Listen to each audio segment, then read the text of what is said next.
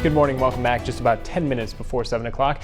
Automated external defibrillators, otherwise known as AEDs, are popping up at schools, businesses, and community centers around the area, partly thanks to the work of an advocacy group. And joining us this morning from Gunderson Health System, Andrea Winters, here to talk a little bit about just what an AED does and kind of why they're especially crucial at this time of year. Andrea, thanks for waking up with us. Good morning. Thank you for having me. Now, Andrea, with all the schools and getting back into session, a lot of summer or fall sports starting up right about now, there's some risk for sudden death in athletes. We've heard about this before on the news over the last couple of years. How does this happen, and what can an AED do to help? Great.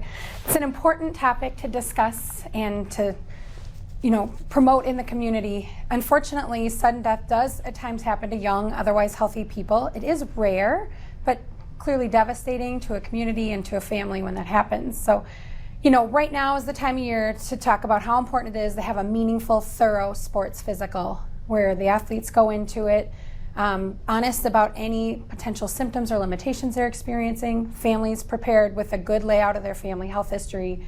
And primarily, if it's really helpful if these physicals can be done with somebody that knows that athlete, in their medical home setting. But AEDs, or automated external defibrillators, certainly do play a crucial role in preventing sudden death in athletes and anyone in the community that can be associated with cardiac arrest.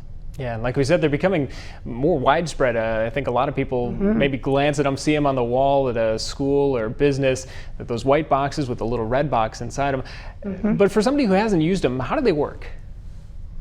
They're really easy to use. So I think one of the biggest myths out there is that people are afraid to use them. They think they need to be formally trained to use them, or that they could shock and hurt somebody, and it could be dangerous. But the truth of it is, AEDs are designed to be user-friendly to any bystander. It really doesn't take any formal training, but a 2-minute training session can be all it takes to get the layout of how an AED works. They are all similar, even though there's different brands out there. They're similar in that they walk you through exactly what you need to do. You turn the AED on and it will talk you through the next steps. And it's only going to shock a victim if it's indicated. They're very sophisticated. It's only going to shock when indicated, and it really is that key step to saving somebody from dying from cardiac arrest. Yeah, from a medical standpoint, how crucial is it, along with proper CPR, to have something like an AED and get that going right away while the emergency crews are on their way?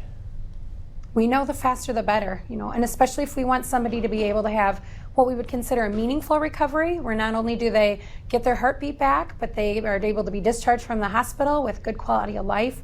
The sooner somebody's willing to step in and do hands-only CPR and find an AED and get that on the victim and use it appropriately, we know they have better chances. Yeah, and again, especially crucial this time of year with the sports starting up, schools getting back in session. Be aware of your surroundings and don't be afraid to use it, right? Absolutely, yeah, very important. All right, Andrea, thanks so much for joining us this morning.